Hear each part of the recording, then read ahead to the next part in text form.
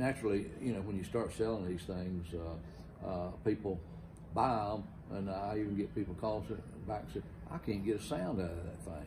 I say, well, or are you blowing through it, or are you sucking through it? And they say, I've been trying to blow through it, because people say, oh, I blow a trumpet. Well, you're not blowing through it. It's a suction type device. They're the same thing as a musical instrument. You're actually just, like we started out earlier, just you know, you're sucking, you're pulling that vacuum on. Well, a lot of people will say, can you send me a video? I need a little help. Well, I go in the bedroom or maybe in my shop, and I'll just, you know, sit down.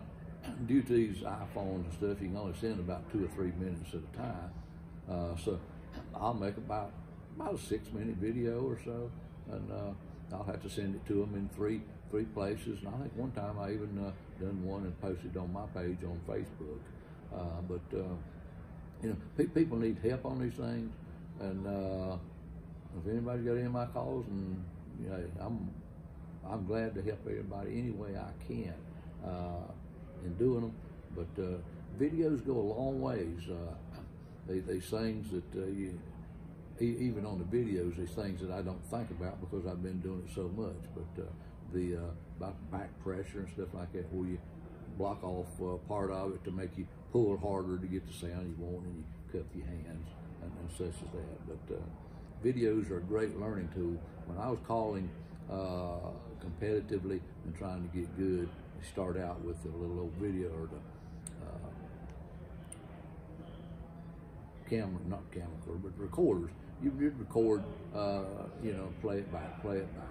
And then I started doing the same thing with the video. And I learned in calling in competition, and really even in the trumpets or box calls and everything, they are right here whenever you're doing them. Your ear is sort of deceptive as what you're hearing. It sounds good to you, but you play it back on a video or a tape recorder, and it doesn't sound the same to you.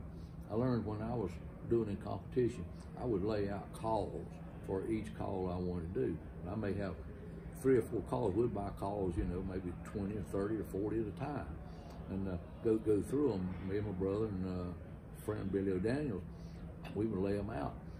Well, we'd divide them up, and then we'd lay them out. We'd go through and pick out the ones we wanted, and then we would go back. But the main thing is, whenever I would play those things back, I would go through just like I was in a contest. Contestant number 1, do such and such call, go through it, and you say, ha, that's the one that's good. You go back and you listen to it, and it ain't the one that was the best. Because like in calling contests, you're pleasing judges. You want the one that's most appealing to the ear. For hunting turkeys, doing the same thing.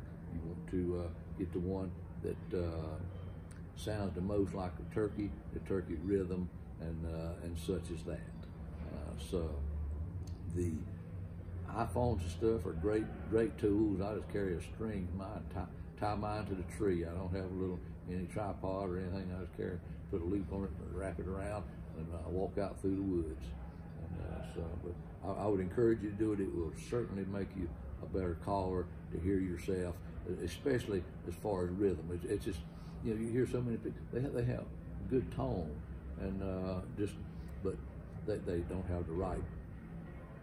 They're just fast talkers, don't want to talk like this, you know. So it's the same thing with turkeys. When you want to communicate, you got to look straight at them. You got to talk in a manner that they will understand in their language. So it's just.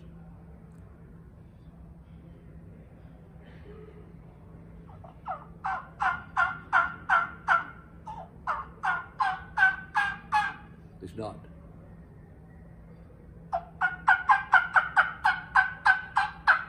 It may sound like a turkey, but you're not saying anything.